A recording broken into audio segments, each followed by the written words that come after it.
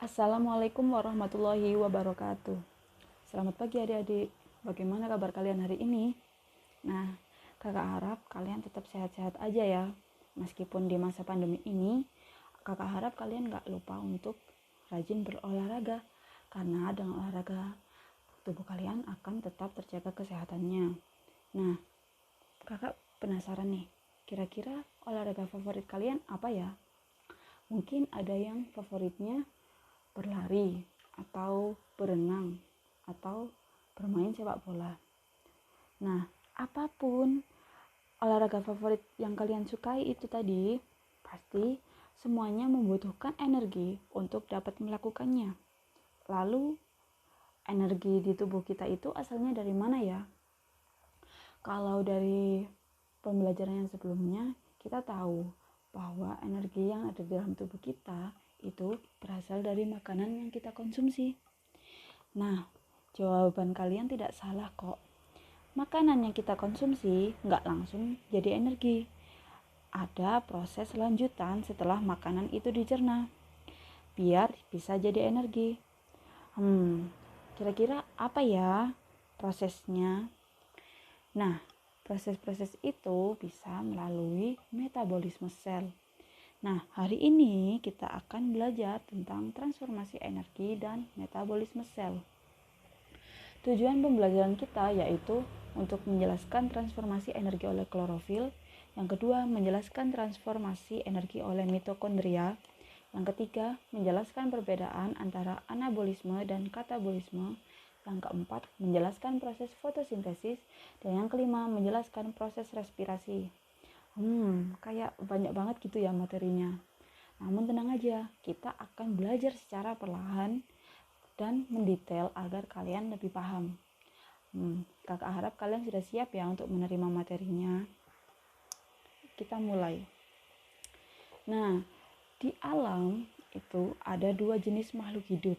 Yang pertama yaitu ada autotrof, yang kedua yaitu heterotrof. Apa itu, Kak? Nah, autotrof yaitu makhluk hidup yang mampu mengubah senyawa anorganik menjadi senyawa organik, atau bisa dibilang makhluk hidup yang mampu membuat makanannya sendiri. Nah, makhluk hidup autotrof ini yaitu kayak tumbuh-tumbuhan. Nah, sedangkan heterotrof yaitu makhluk hidup yang tidak mampu mengubah senyawa anorganik menjadi senyawa organik, atau bisa dibilang makhluk hidup yang memanfaatkan sumber makanan organik.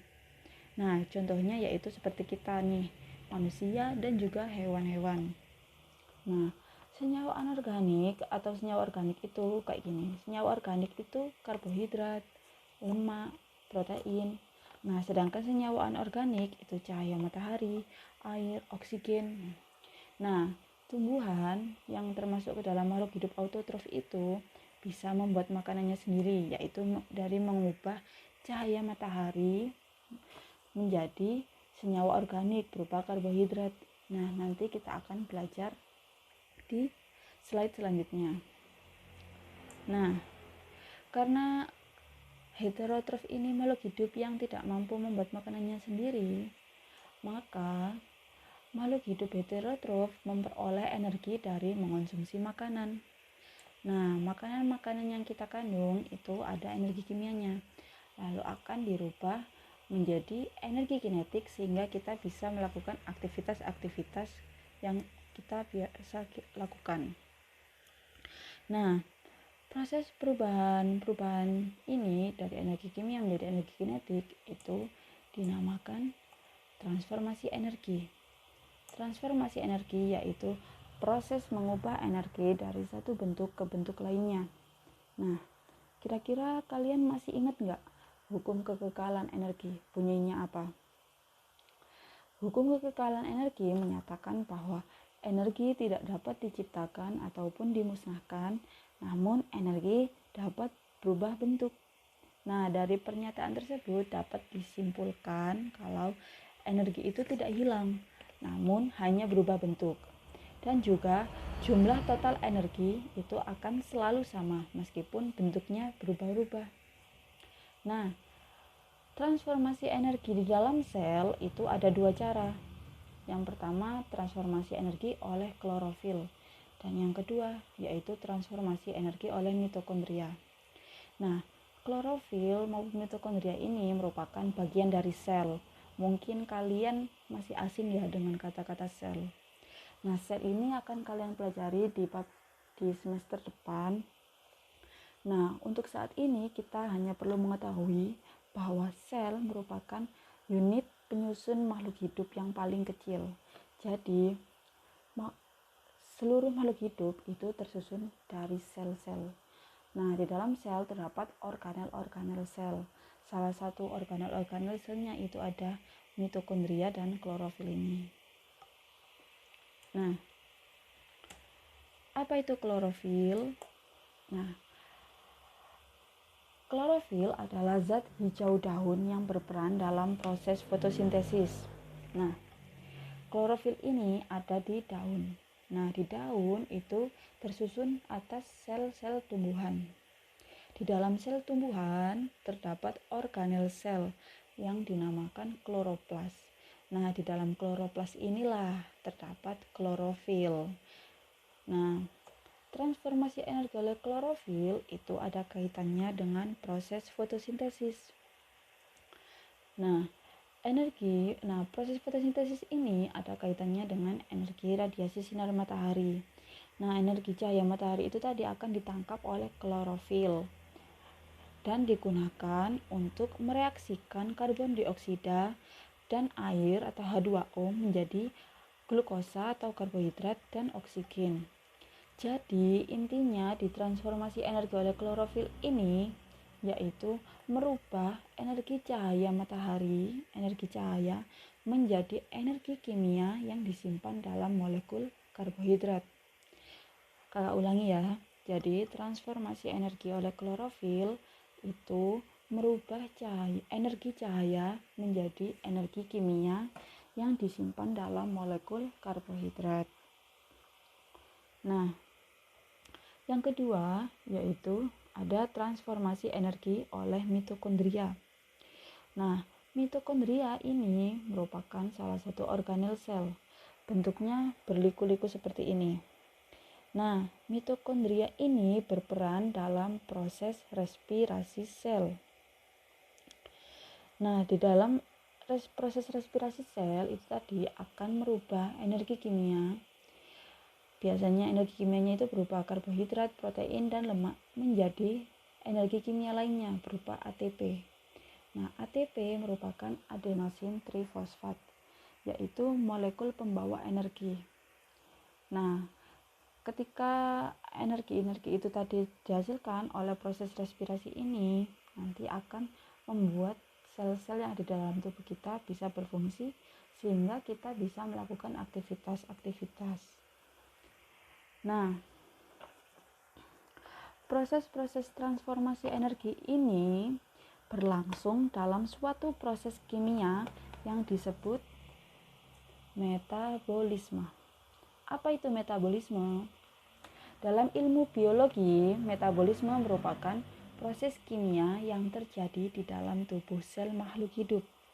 Nah, metabolisme ini menjadi ciri makhluk hidup, mau itu kucing, ikan, tumbuhan, semuanya bermetabolisme.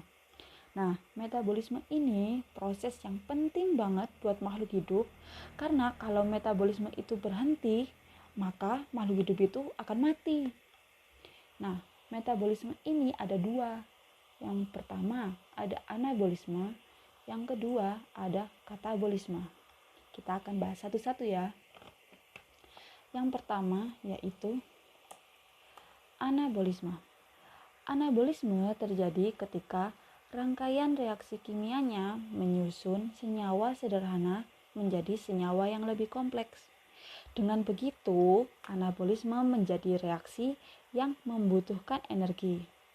Nah, contohnya yaitu proses fotosintesis yang ada di dalam tumbuhan. Nah, dalam proses fotosintesis itu melibatkan beberapa komponen. Yang pertama yaitu air atau H2O. H2O ini atau air ini akan diserap oleh akar. Nah, diserap oleh akar dan akan didistribusikan ke seluruh bagian tumbuhan, termasuk daun. Daun adalah tempat terjadinya proses fotosintesis ini. Selain air, ada juga karbon dioksida. Nah, karbon dioksida ini ada di udara. Karbon dioksida yang ada di udara akan diambil oleh bagian daun yang bernama stomata. Jadi stomata ini akan mengambil CO2 yang ada di udara dan dimasukkan ke bagian daun. Nah, setelah itu ada cahaya matahari. Nah, cahaya matahari ini akan membantu terjadinya proses fotosintesis. Nah, tadi kan kita sudah tahu ya bahwa di dalam daun itu ada zat hijau daun yang bernama klorofil. Nah, klorofil ini akan menangkap cahaya matahari dan juga akan menggabungkan CO2 dan oksigen dan air. Nah, ketika CO2 dan O2 ini bereaksi, akan dibantu oleh cahaya matahari itu tadi dan akan menghasilkan oksigen dan juga karbohidrat atau C6H12O6. O2 akan dilepaskan ke udara dan menjadi udara yang akan kita hirup untuk bernafas sehari-hari. Sedangkan C6H12O6 atau karbohidrat akan digunakan sebagai makanan bagi tumbuhan. Nah, tadi kan ada unsur-unsur dari yang membantu proses fotosintesis itu ada apa aja? Ada air, ada CO2, ada klorofil, ada cahaya matahari. Lalu akan menghasilkan oksigen dan juga karbohidrat atau C6H12O6. Untuk lebih mudahnya, maka reaksi kimia fotosintesis bisa ditulis seperti ini. Ada 6 molekul karbon dioksida ditambah 6 molekul H2O atau air dibantu dengan cahaya matahari dan klorofil akan menghasilkan 6 molekul oksigen dan C6H12O6 atau karbohidrat. Sekarang kalian mengerti ya proses terjadinya fotosintesis. Nah, sekarang kita akan beralih yaitu ke katabolisme. Katabolisme merupakan kebalikan dari anabolisme. Katabolisme itu terjadi ketika reaksi kimianya merombak atau memecah senyawa kompleks menjadi senyawa yang lebih sederhana. Tujuannya yaitu buat menghasilkan energi. Nah, energi ini akan dijadikan sebagai bahan dasar yang dibutuhin buat mensintesis molekul baru di tubuh kita. Nah, pas energi ini dihasilin, dia bakal jadi energi atau bahan bakar buat proses anabolisme. Nah, contoh dari proses katabolisme ini adalah respirasi. Proses respirasi ini terjadi di dalam sel kita, maka respirasi ini disebut respirasi seluler. Nah, Respirasi merupakan proses pembebasan energi yang tersimpan dalam zat sumber energi melalui proses kimia dengan menggunakan oksigen. Nah, contoh dari respirasi ini, contohnya respirasi glukosa. Glukosa merupakan salah satu senyawa karbohidrat, yaitu zat sumber energi kita ya. Jadi glukosa merupakan salah satu senyawa karbohidrat.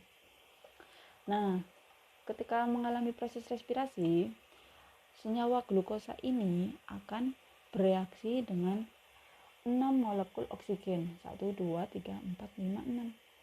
Nah, akan berubah menjadi 6 molekul karbon dioksida dan juga 6 molekul air atau H2O dan energi. Jadi, respirasi ini menghasilkan energi ya, termasuk proses katabolisme. Nah, rumus kimianya yaitu C6H12O6 atau glukosa ditambah 6 O2 atau oksigen menjadi 6 CO2 karbon dioksida dan 6 H2O atau air dan juga energi. Nah, sekarang kalian udah tahu kan perbedaan antara anabolisme dan katabolisme. Nah, baik dalam proses anabolisme maupun katabolisme, sebenarnya ada suatu zat yang aktif membantu biar reaksinya bisa berlangsung.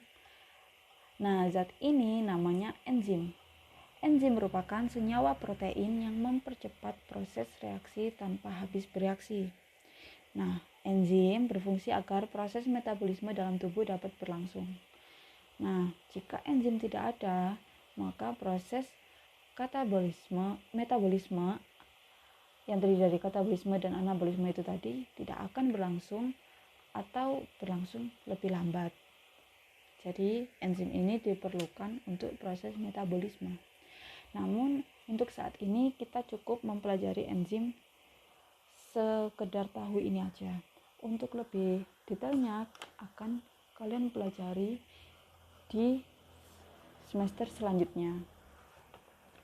Nah, kakak kira itu saja yang bisa kakak jelaskan hari ini.